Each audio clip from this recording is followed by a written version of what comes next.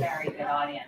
Very impressed. We're so quiet. It's so good. I'm just going to set up the video and then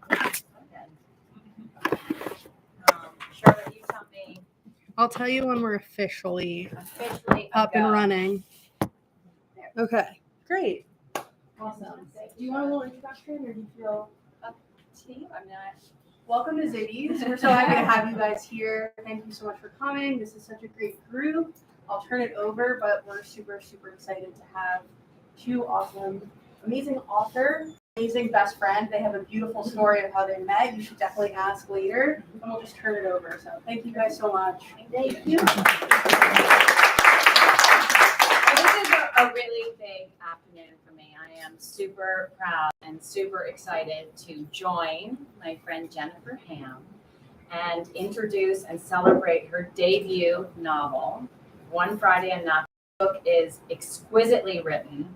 It's filled with subtle and powerful insights between a mother and daughter relationship, a story that explores the timeless themes of family, romance, and love.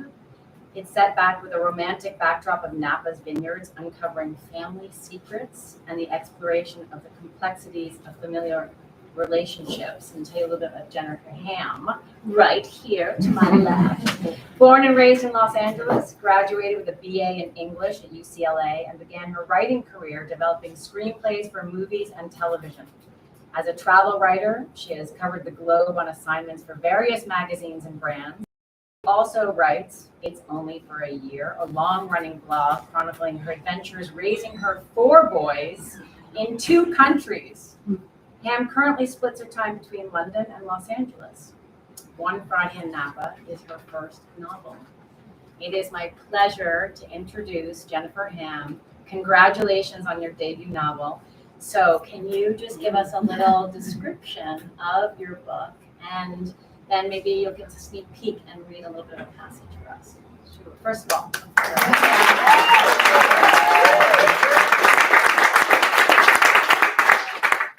lovely having such a dear friend sitting next to me in these moments. She didn't have a choice. One Friday Napa is set in Napa, California, and it's a story of a mother and daughter and their fraught relationship. And the daughter gets a call, their mom is dying, and she goes and reconcile what's sort of left of their relationship and their connection. And she's met with a very disconnected, reserved mom. And in her sort of going through all of her emotions and being in the house, she discovers a cookbook, her mother's cookbook. Unbeknownst to her, her mother was this incredible chef. She never cooked a day in Beanie's life. The daughter's name is Beanie. And the cookbook is filled with scribblings and notes and words all over it, like a diary. And so Beanie has this window into her mother's past and her mother's soul. And so it's really a journey about this daughter's discovery of who her mother really was, why she is the way she is. And we juxtapose the entire thing with alternating perspectives. The book's divided into 1946 vignettes and 1996. Every chapter goes back and forth. And in 1946, we see Olivia, the mother, writing in that cookbook and why she was feeling the way she was feeling without any spoilers. It's a wonderful way to sort of discover who the mother was and why she did what she did and why things are the way they are in the present. So that's what the book's about. Do you want to read a little passage? Yes, that'd be great. Let's get the glasses out. Okay. All right.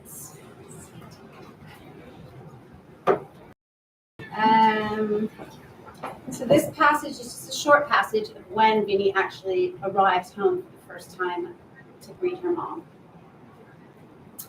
Upstairs, she stood outside her parents' bedroom door. She couldn't hear anything coming from inside.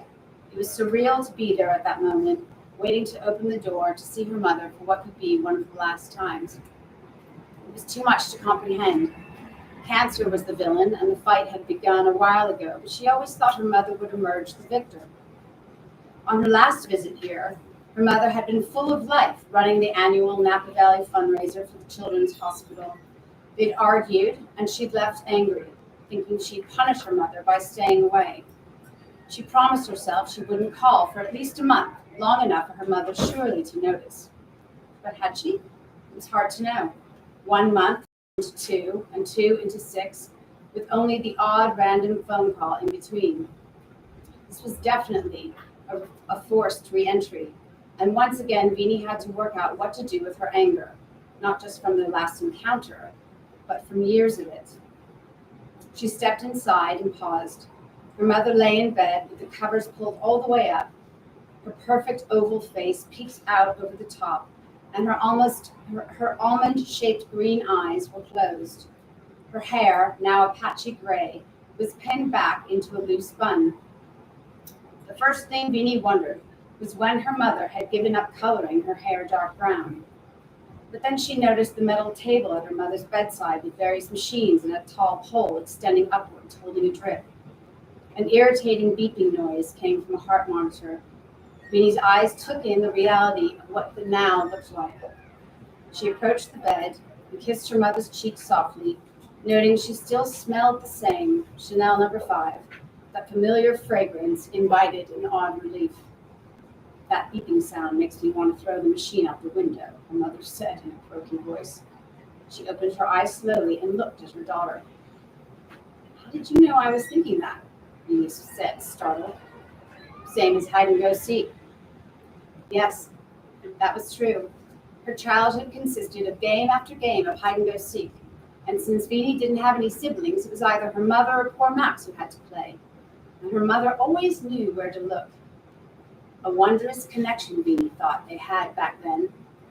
Beanie liked to hide, and her mother, she thought, liked to find her.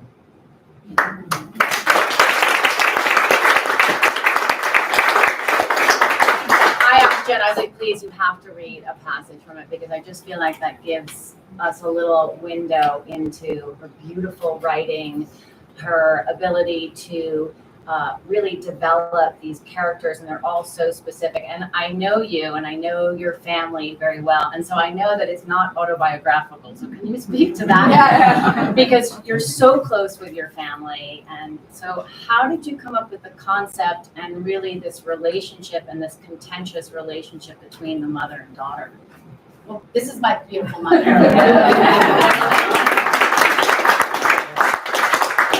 She and I are very, very close, and my brothers are here, and my sister's away, but we're a very close family.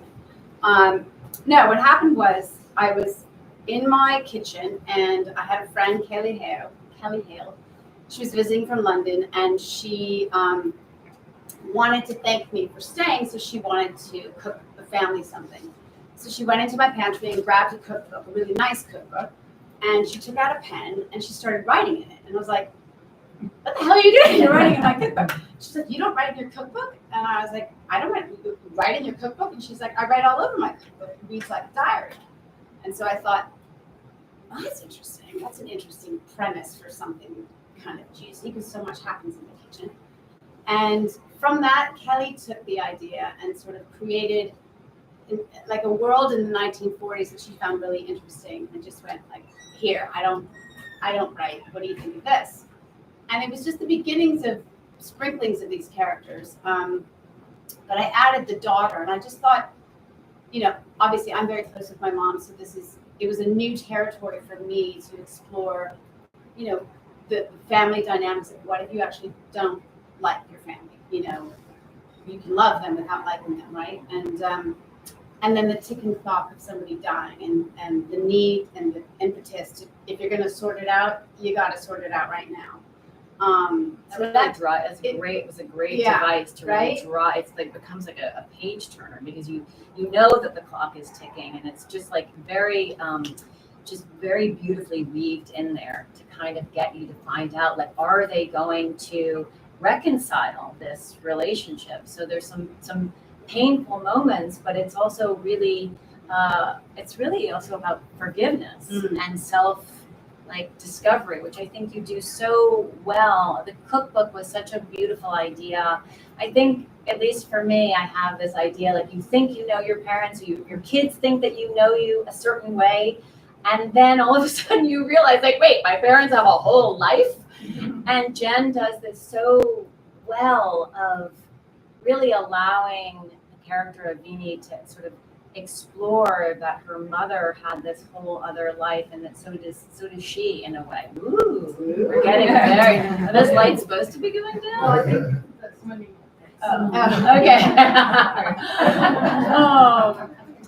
I want to. There's been such great feedback. I want Miranda Heller, who's the author of The Paper Palace. She wrote One Friday in Napa is a cross-generational story of losing love and finding it in unexpected places. A delicious read, which I completely agree with. I love this idea because it goes in the sort of along those lines of thinking that we know our parents and then realizing that they have this whole other life. Can you speak to how you kind of uncover this multi-dimensional characters of Olivia and Vini, and of course Max, who's in there, who's just a wonderful character? Can you describe a little bit of it? I mean, I basically reverse engineer it. If you know that you're trying to get to something with the ticking clock, you know, the reality of an emotional journey is that you can't really speed through it. Otherwise, it just doesn't feel real. So for me, I spent a lot of time getting inside of Vini's head. Olivia to me just came really easily, but Vini was, you know, I think I wanted to feel really satisfied emotionally by the end of it. I wanted to feel that it was truthful. And so, you know, I was saying earlier that I had hit a block, and I had to rewrite her entire character in first person as an exercise, which was painful. Like the entire novel, if you think about the U to the I and then everything in between, was really. But what that enabled me to do is really, really understand what she was feeling. Because here's a girl who, you know, a woman, she's almost 50, who could just settle back and be, you know, accept the death and just rewrite her own history the way she, you know, the way that maybe would make her feel okay about the future.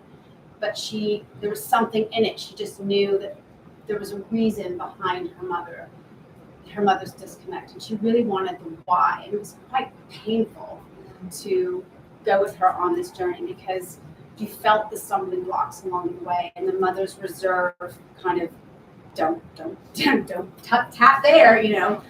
And then meanwhile, so that's what was Vini was just, she just kept going. So the cookbook was this wonderful,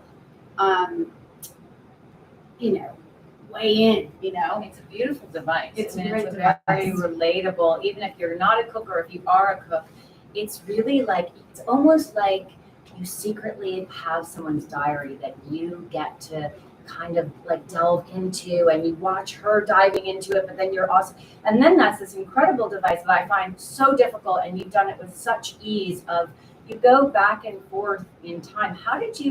First of all, how did you construct that? And how did you come up with that idea? And then it's 1946 and 1996, and how in those dates? Well, post-war is a really interesting time in America, around the world, but 1946 there was so much going on, and there was a lot of positive energy. So I thought, what if I took, you know, a diplomat who had to travel, who had, you know, kind of like an aristocratic American role to play, and his wife, so that's Olivia's husband, Jonathan.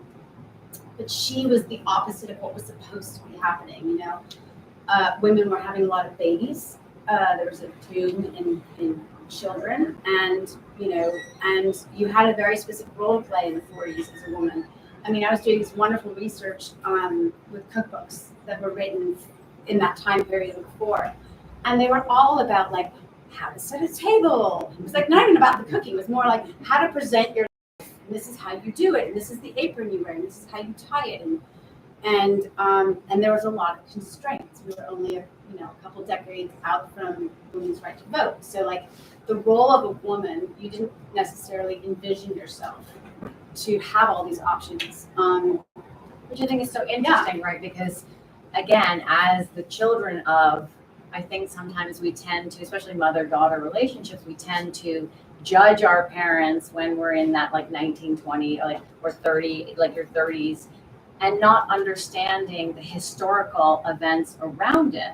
And so through your device, you reveal why Olivia is the way she is also a reflection of her time, which I think her daughter and the audience gets to see simultaneously, which I think is just so brilliant. Well, it's really interesting because I didn't realize I was doing this, but you'll see when you read it, I sort of started mirroring the two women's lives and things that happened to both of them.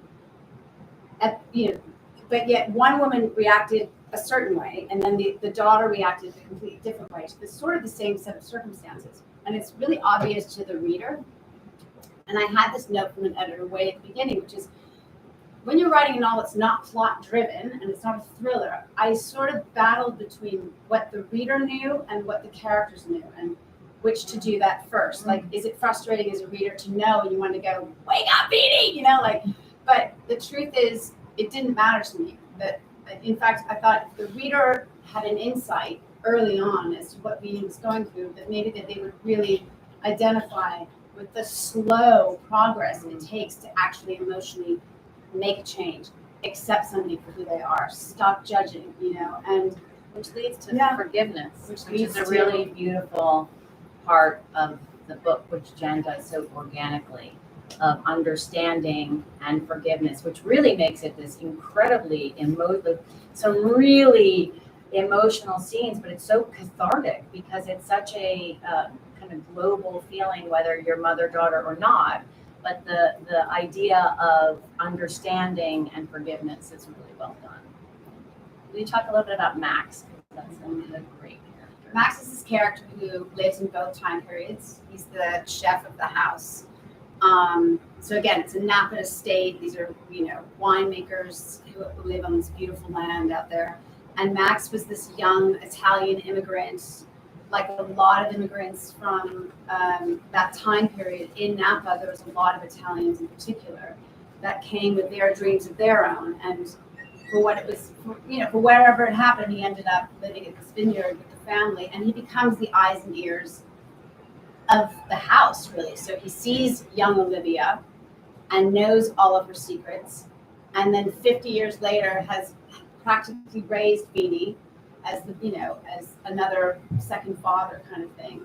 And he very beautifully allows them to just develop their relationship without muddling in, but he just gives little snippets, It's good parenting advice. It's really good. He doesn't helicopter them. Exactly. It's really interesting. It's just these like very subtle, beautiful ways which, if we could parent, like he's really kind of the wonderful example, which which makes sense. And you can see where Jen is drawn. She has 4 boys, so she's doing this also while being an amazing mother to 4 boys. And Max is this loving in the kitchen, just dropping these like little things like breadcrumbs for her to do. And so it's really he's such an important character and such a also another great device in allowing us as readers to discover things, but part of you is like, ooh, that's really exciting. Let me go behind this door. What's happening? And why Napa? Like, it's so great, but how did you come up with Napa?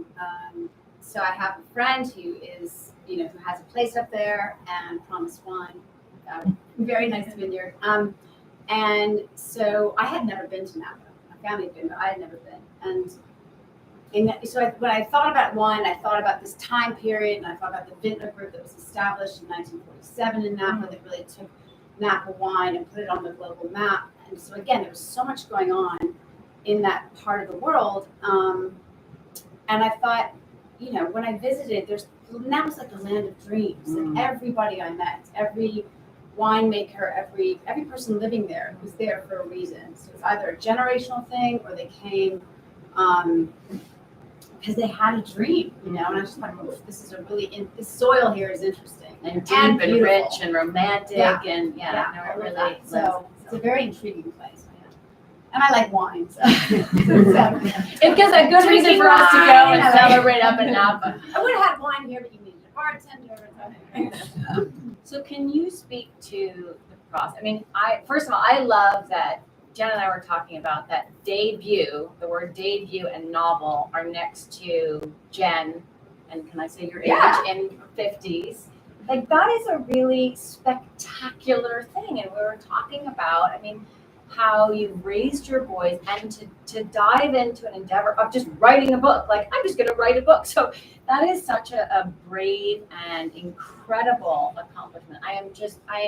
We would go on hikes and she would kind of float the idea by me. And it's just, a lot of people talk about things, but the fact that she executed it and so incredibly well. Can you talk about how you decided to write your first novel? Thank you. Hello, my name is Jennifer. I'm in my 50s. I think that we got the lights again. I think it's important. I think it's important. Like, I think it's important because it's that thing of being able to go after a dream, and it doesn't matter what age you are. And I think for women especially. I was just going to say, sorry to interrupt. Please. I was going to say that I don't think I could have written this book. I definitely couldn't have written it in my 30s. And I don't think I could have written it in my 40s. I think I was also too disjointed with the kids and everything. And so, but also it needed an emotional maturity, and you need experience. And you know, my family knows I like to celebrate my birthday, and I think it's not because I like to be Shush. It's because She I think really likes to celebrate her birthday. I like the idea of celebrating life's experiences. Like, I'm 55. I'm pretty proud of that, you know, because I've learned a lot to get to this point and to be able to write something this kind of, I think, deeply meaningful. You know, a story of forgiveness and acceptance is not an easy tale to write. It's super internal, and so, you know, I had to do a lot of my own digging to get there. And I think that the word debut is just sort of like, I started this 6 years ago. You probably know, fellow author. You know, and so I've learned how to take the steps and just keep going and just let that build. And it, you know, setting a goal for yourself and actually just come hell or high water, you're just gonna actually finish it when you're raising your kids is difficult, you know. So I was proud of myself, I guess, that I just didn't give up on myself, because there was definitely not an easy road to getting published or to being here with all of you. So yeah.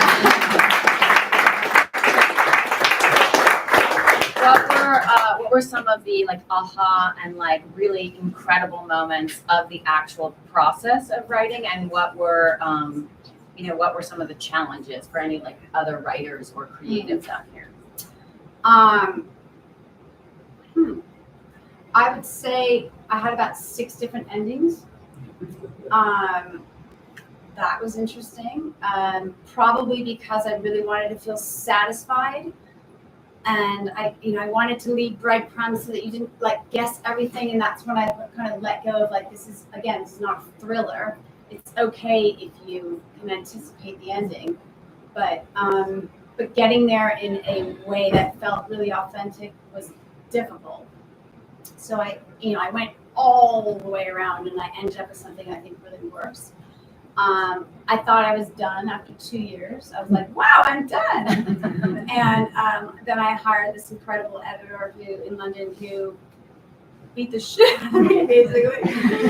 This is nowhere anything. I was like, oh God, you know. And then that's a moment, like that's a watershed moment. Like, So like, what did you do in that moment? Like when you were like, you thought you were done, the editor is like, oh no way. So like, what did you do to change that up for you? Yeah. You know, I realized that I didn't have any ego in the game. That was interesting. I didn't expect that. I thought my feelings were going to get a lot more hurt with like somebody taking a red marker out.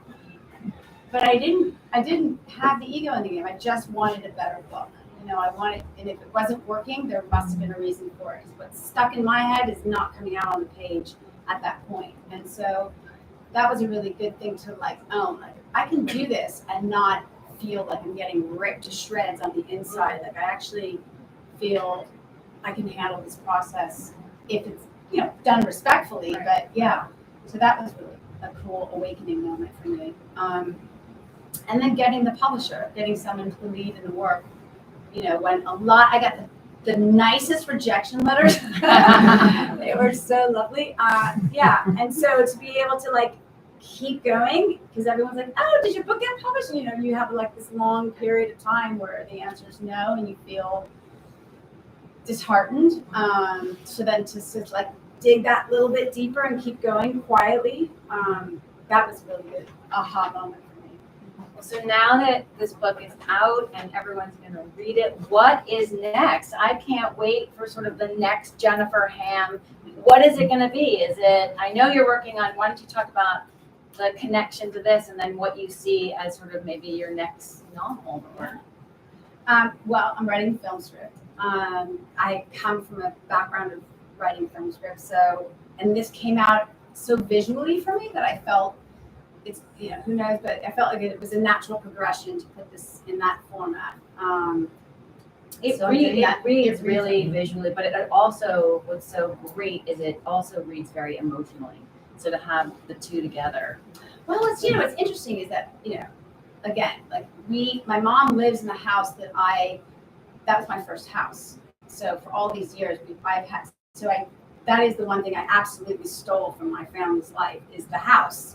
Because the book takes place in one house. In one house. Yeah. And to both time periods, you go back to the same space. And it's so interesting to be somewhere as a child and come back as an adult, and those four walls and how that makes you feel and what's on the walls and and where you've traveled, and then the child that we all are with our family versus the adult that we've become, and how you reconcile being the adult in the family, all of that so stuff. Symbolic.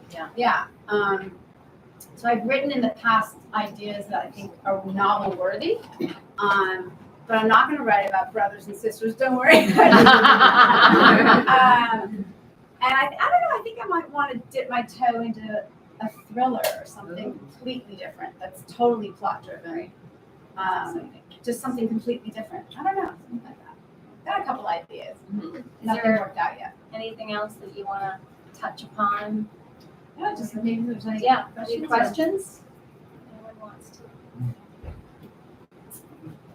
Have you made all the recipes in the book? Ooh, If good so, which one's question. your favorite? And when can we come to dinner? Mine's family dinner. It's family dinner, exactly. I would say what's funny about that is that, and I touch upon it a lot, is, and I did in Italy just recently, is it sounds ridiculous, but it's tomato sauce. And every tomato sauce tastes just a little bit different. It's weird, how is this possible? There's just you got tomatoes, blah, blah, blah. But I think I've perfected tomato sauce. I've made it 72 times now. I've made most of the recipes in the book. Jen's a really good cook, by the way. And she also can do this thing where she can cook for a lot of people because she has 4 boys. I have 2 boys. There's usually 12 boys there at all times. So it's not just 10 people. It's a huge quantity. So it's really good and a huge quantity. Yeah, and also the cooking allowed the characters in. So Olivia, the mother, discovered her creative passion through cooking. It was a massive outlet. She had so much fun, and it became, I don't want to say sexual. That sounds good, not with the food, but sensual. Thank you, sensual. It became an expression of who she was in many different ways. Beanie hates cooking. Beanie didn't grow up with a mother who was cooking, so that was a huge surprise for her. So Beanie doesn't like to cook, but to get to know her mother better, she too in the book starts to cook some of the recipes. She's like, all right, Mom, let's see why you wrote, rack of lamb made me sweat, whatever it was. And so she started, and there's something visceral about, and I learned this with raising boys, when you want to have a conversation with a boy and it's an emotional conversation, don't do it eye to eye, do something, and then you get more out of the conversation. It is so lovely that she can learn about her mother where they can't communicate eye to eye, but she can learn about her mother and about herself through this cookbook. It's incredibly symbolic and so beautifully written, and just what a wonderful way into the lives of these women and these other characters. It's really. Any other questions? Could you talk a little bit about the actual process of writing and balancing family life? What that looked like day to day for you? Yeah. I had tried many times. I mean, I've been writing since I was a teenager, so in all different formats. But the kids really blew that out of the water, right? It was just, I couldn't string a sentence together, let alone long enough to make it into a book.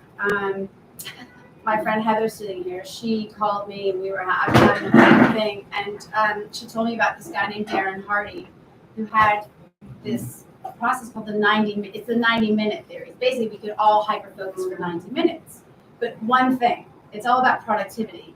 You have to do just one thing. You've got to turn off your email and your phone and everything else, and don't multitask within that one thing. Just do one thing. Don't feed your kids. Like, don't literally like shut the door, and whatever that one thing is, it doesn't matter. It doesn't need to be creative. It could be your bills that you need to pay that day, but just do it once, and you will be amazed about how productive you were. And I thought, I can do that.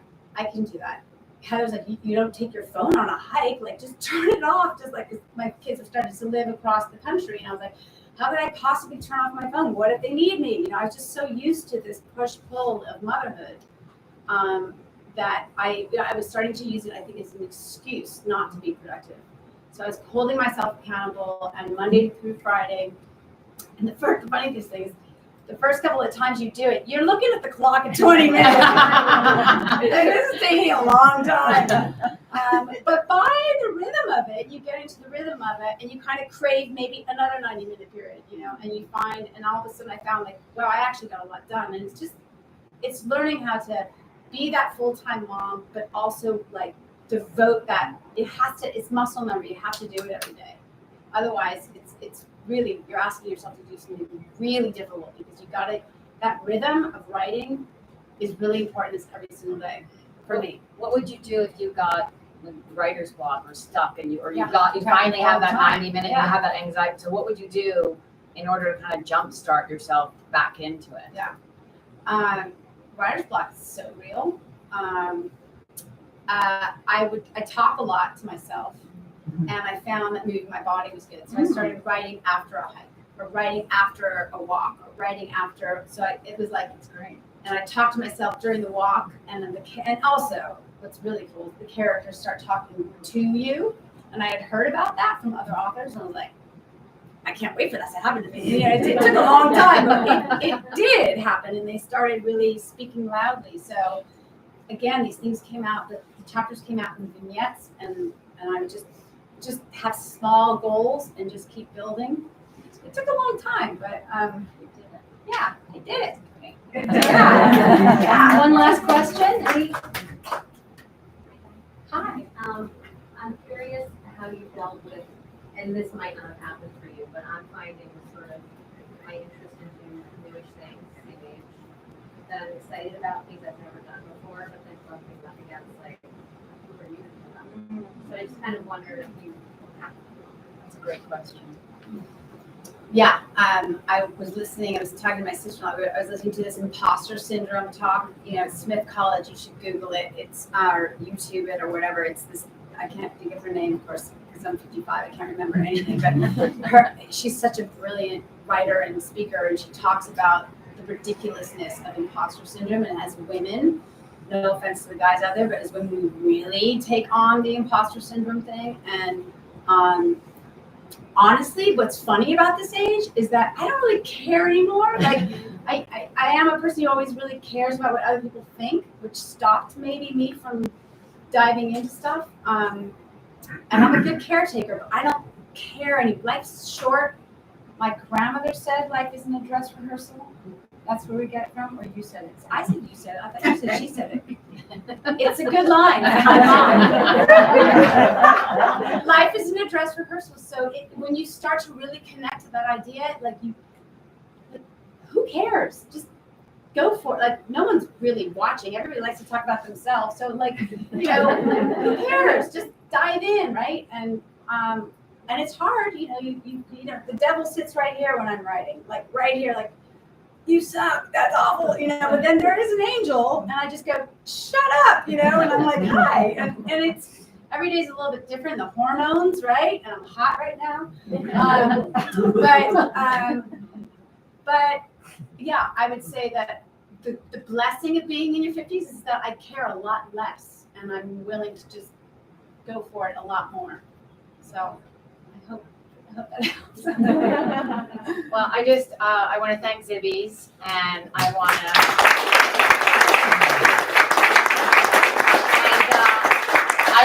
thank all of Jen's family who you are an incredible family who always show up for one another. It's really impressive. And to Jen's friends and people who came to just check it out.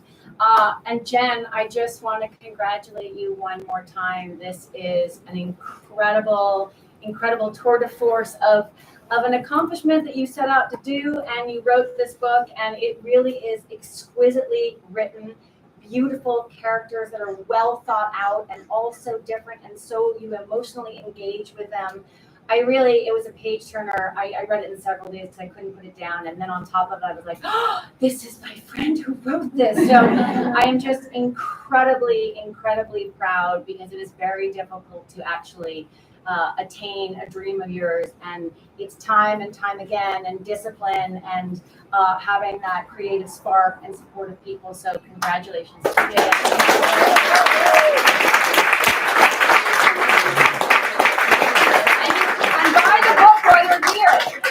you want to buy the book, we'll have books at the front. You can get your book signed. We close at 6, so we have 45 minutes if you guys want to hang for a little bit. There's cookies and There's drinks. cookies with the book on there that Jen, of course, did with these beautiful little cookies. You take one too.